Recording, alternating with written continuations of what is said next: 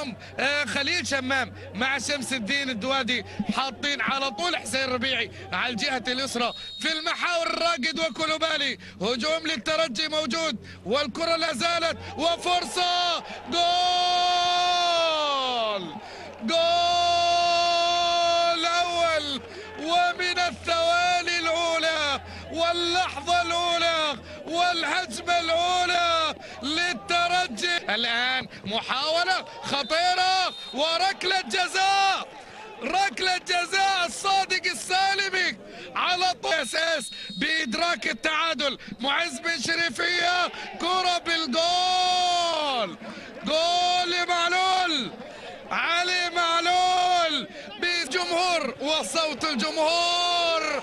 الله الله الله، الرد الرد الرد الرد الرد الرد. يا سلام يا فخر الترجي، يا فخر الدين بن يوسف.